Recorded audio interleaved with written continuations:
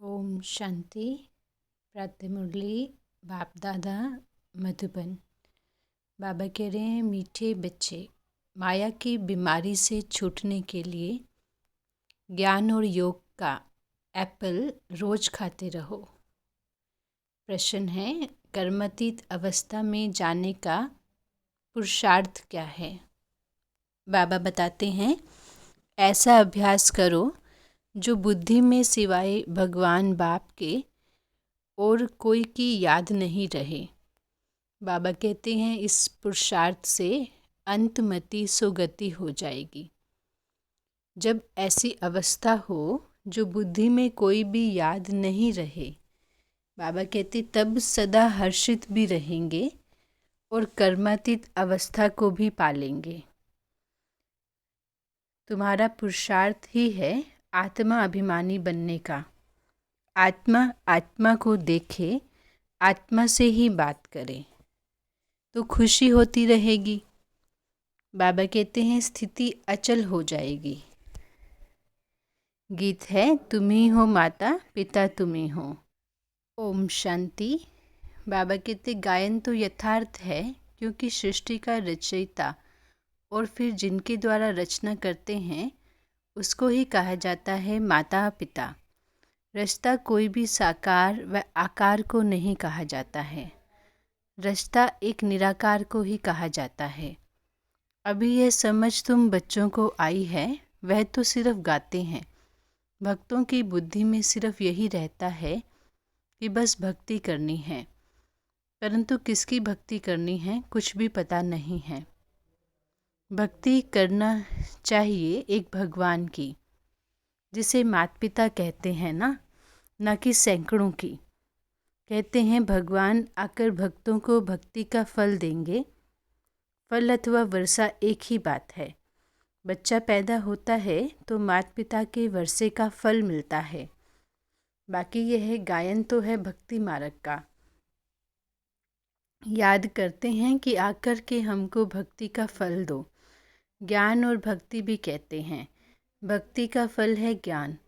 बरोबर तुम अब जानते हो भक्ति कब से शुरू हुई है, यह कोई को पता ही नहीं है।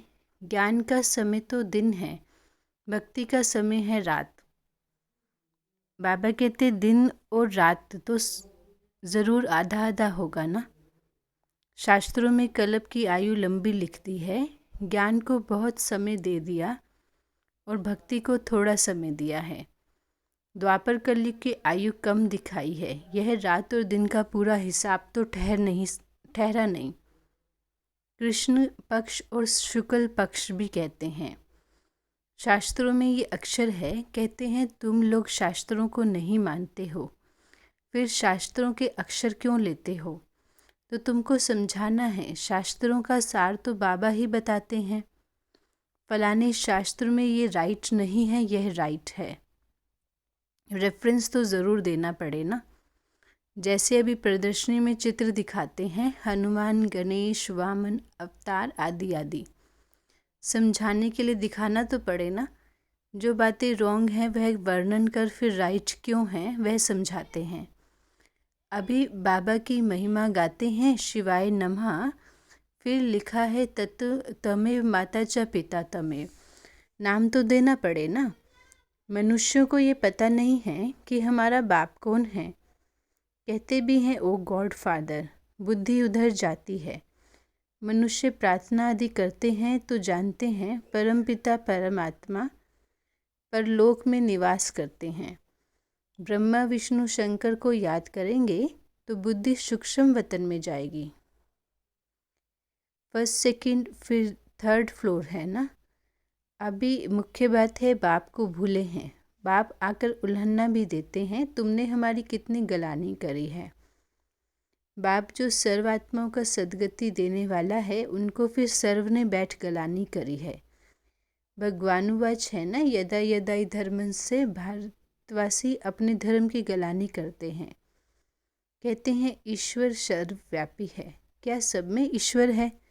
तो कह देते हैं कच्छ अवतार मच अवतार वारा अवतार। बाप तो भारतवासी बच्चों को ही कहते हैं, क्योंकि बच्चे ही गलानी करते हैं। बाबा कहते ये मुरब्बी बच्चा भी गलानी करता था। यह गलानी भी ड्रामा में नूंधी हुई थी। तब तो भगवान बाप आते हैं, तब तो आत्मा बनते हैं। बाप ने तो सबको पावन बनाया था, क्योंकि पतित पावन है ना। पावन बनाकर विश्व का मालिक बनाते हैं। बनाने वाला बाप है, उनको कितनी गाली देते हैं। जब समझाते हैं तो उस समय मान भी लेते हैं। समाचार भी आता है, इतनों ने साइन की ही कि बरोबर आपकी बात राइट है। अभी भगवान बाप कहते हैं श्रीमद् भगवद गीता तो भगवान की है ना। श्रेष्ठ ते श्रेष्ठ मत, ऊंचे ते ऊंच की मत भी ऊंच होगी ना। वह आकर पतित भ्रष्टाचारियों को श्रेष्ठाचारी बनाते हैं तो पहले पहले एक का परिचय देना पड़ता है। तुम बच्चों में भी तो नंबरवार है ना। बहुत बच्चे लिखते हैं बाबा क्या करें, माया के तूफान हमको ठहरने नहीं देते हैं, हमको यह विकार तंग करते हैं। बाबा कहते हैं तुम इन विकारों पर विजय पाओ, नहीं तो तुम्हारा पद भ्रष्ट हो जाएगा। शिक्षक ही अगर ऐसा कुछ काम करेंगे तो फिर ज़रूर औरों को भी संशय पड़ेगा कि खुद की चलन तो ऐसी है और दूसरों को ऐसा समझाते हैं। बाबा कहते विकार भी कोई सेमी होता है, कोई सतो रजो तमो हर बात में ही होता है। सत्युग को तो सतो ऊंच कहा जाता है, कलयुग को तमो नीच कहा जाता है। दुनिया भ्रष्टाचारी कहते हैं ना, परंतु अपने को कोई भ्रष्टाचारी समझते नहीं हैं। भगवान बाप समझाते हैं इस रावण के राज्य में एक भी श्रेष्ठाचारी नहीं है। समझो कोई से पूछा जाता है ऊंचे ते ऊंचा कौन, तो कहेंगे ना भगवान। और क्या उनका ऑक्यूपेशन जानते हो, तो नहीं। यह तो कहेंगे सन्यासी ही ऊंचे हैं क्योंकि पवित्र रहते हैं। खुद भी सन्यासियों को फॉलो करते हैं, नमस्ते करते हैं। तो उन्हों से पूछना चाहिए सन्यासियों से भी ज़रूर कोई ऊंचा तो होगा ना। सन्यासी भी भगवान की साधना करते हैं। आजकल तो चित्र भी बहुत बनाए हैं, सबसे ऊंचा परमात्मा को रखते हैं। अभी राम व कृष्ण के आगे शिवलिंग रखना यह भी बड़ाई है, नहीं तो वह कोई शिव की पूजा थोड़ी करते हैं। वे तो खुद ही राज्य करते हैं। जब वह पतित बनते हैं तब पूजने लगते हैं। ऊंचे ते ऊंच निराकार परमात्मा को ही कहा जाता है पतित पावन, सर्वात्माओं का सद्गति दाता, सबका लिबरेटर। बाबा कहते अपने साथ सबको ले जाएंगे ना। तुम जानते हो वह हमारा बाप है। हम सब इस समय बीमार हैं ना। ज्ञान से एवर हेल्दी और एवर वेल्दी बन जाते हैं। कहते भी हैं रोज एप्पल खाओ तो एवर हेल्दी बन जाएंगे। यह तो तुम प्रैक्टिकल देख रहे हो। माया ने सबको बीमार बना दिया है। अभी सबको हेल्दी वेल्दी बनाने वाला एक बाप है ना। सूक्ष्म वतन में भी आत्माएं हेल्दी हैं, यहाँ अनहेल्दी आत्माएं हैं। फिर मूल वतन से पहले जब आत्माएं आएंगी तो सुख ही देखेंगी। तो बाप ब्रह्मा के द्वारा हमको बहुत सुख देते हैं। अब विनाश तो होना ही है ना। इस यज्ञ से ही विनाश की ज्वाला निकली है ना।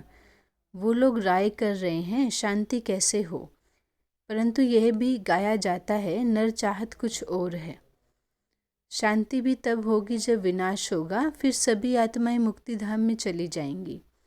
विनाश होने के सिवाय कोई उपाय तो हो ही नहीं सकता है। यह भी उन्हों को बतावे कौन। इन भीष्म पितामह आदि को तो पिछाड़ी में ज्ञान मिलना है ना। मनुष्य शांति के लिए उपाय ढूंढते हैं कि आपस में मिलकर एक हो जाएं, परंतु ऐसा तो होना ही नहीं है। आगे भी विनाश हुआ था, यादव और कौरव भी थे, गीता का भगवान भी आया था। अभी पतित दुनिया है, इसमें श्रेष्ठाचारी कोई हो नहीं सकते हैं। सबसे श्रेष्ठ हैं श्री लक्ष्मी नारायण, ये सत्युग में राज्य करते थे। अब तो भ्रष्टाचार की वृद्धि होती गई है तो ज़रूर विनाश होना है ना। विनाश के बाद ही सब सुख शांति को पा सकेंगे। सबको समझाना है कि हम आदि सनातन देवी देवता धर्म के हैं।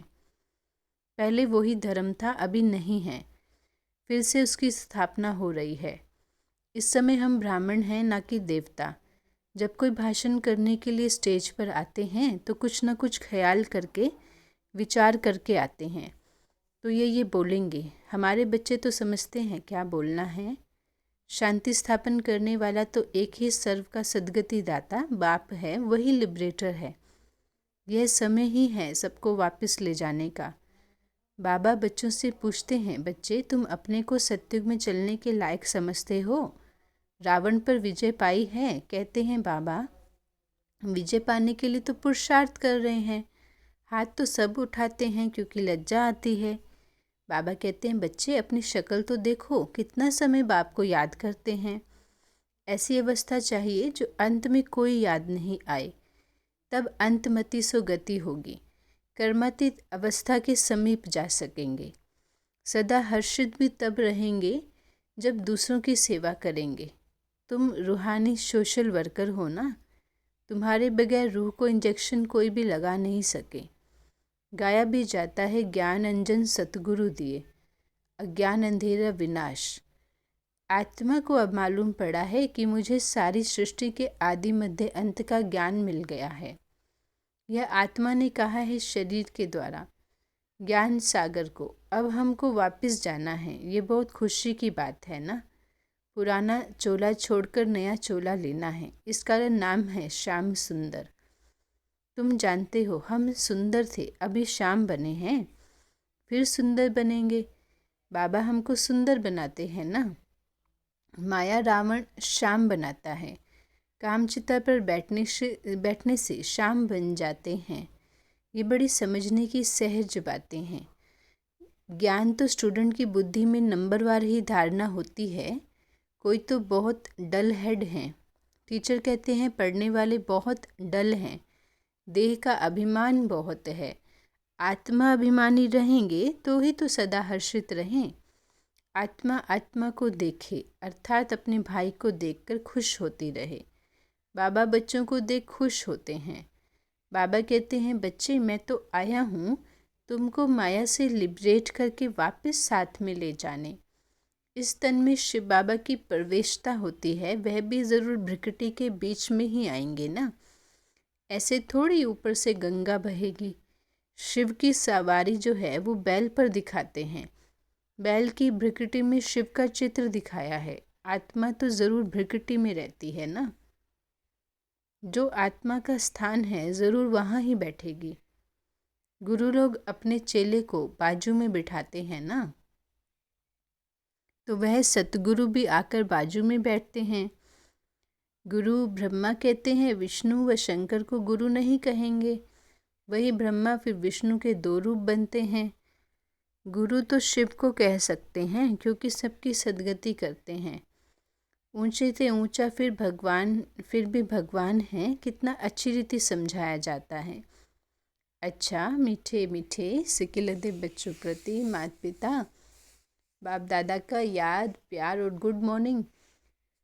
रूहानी बाबा की रूहानी बच्चों को नमस्ते। हम रूहानी बच्चों की मीठे रूहानी बाबा को नमस्ते बाबा, शुक्रिया बाबा। धारणा के लिए मुख्य सार है, सदा हर्षित रहने के लिए आत्माभिमानी बनना है। हम आत्मा तो भाई भाई हैं, यह दृष्टि पक्की करनी है। बाबा कहते हैं रूहानी सोशल वर्कर बन। आत्मा को तो ज्ञान का इंजेक्शन लगाना है, सबकी रूहानी सेवा करनी है। वरदान, संतुष्टता के आधार पर दुआएं देने और लेने वाले सहज पुरुषार्थी भव। सर्व की दुआएं उन्हें मिलती हैं जो स्वयं संतुष्ट रहकर सबको संतुष्ट करते हैं। जहाँ संतुष्टता है वहाँ पर दुआएं हैं। यदि सर्व गुण धारण करने व सर्व शक्तियों को कंट्रोल करने में मेहनत लगती हो तो उसको भी छोड़ दो। सिर्फ अमृत वेले से लेकर रात तक दुआएं देने और दुआएं लेने का एक ही कार्य करो तो इसमें तो सब कुछ आ जाएगा। कोई दुख भी देगा तो भी आप दुआएं दो तो सहज पुरुषार्थी बन जाएंगे। स्लोगन, जो समर्पित स्थिति में रहते हैं उनके आगे सर्व का सहयोग स्वतः समर्पित हो जाता है। मातेश्वरी जी के अनमोल महावाक्य। टॉपिक है, मनुष्य आत्मा अपनी पूरी कमाई के अनुसार भविष्य प्रारब्ध भोगता है। बाबा कहते हैं, मम्मा की मुरली में है कि देखो, बहुत मनुष्य तो ऐसे समझते हैं कि हमारी पूर्व जन्मों की अच्छी कमाई से अभी हमको ये ज्ञान प्राप्त हुआ है, परंतु ऐसी बात है ही नहीं। पूर्व जन्म का अच्छा फल है, यह तो हम जानते हैं ना। कल्प का चक्र जो है वो फिरता रहता है, सतो रजो तमो बदली होता रहता है, परंतु ड्रामा के अनुसार पुरुषार्थ से प्रारब्ध बनने की मार्जिन भी रखी है। तब तो वहाँ सतयुग में कोई राजा रानी, कोई दासी, कोई प्रजा पद पाते हैं, तो यही पुरुषार्थ की सिद्धि है। वहाँ द्वैत ईर्ष्या होती नहीं है, वहाँ प्रजा भी सुखी है। राजा रानी प्रजा की ऐसी संभाल करते हैं जैसे माँ बाप अपने बच्चों की संभाल करते हैं। वहाँ गरीब साहूकार सब संतुष्ट, इस एक जन्म के पुरुषार्थ से 21 पीढ़ी के लिए सुख भोगेंगे। ये अविनाशी कमाई है, जो इस अविनाशी कमाई में अविनाशी ज्ञान से अविनाशी पद मिलता है। हम अभी सत्युगी दुनिया में जा रहे हैं, ये प्रैक्टिकल खेल चल रहा है। यहाँ कोई छू मंत्र की बात नहीं है, पुरुषार्थ करने की बात है। अच्छा, ओम शांति।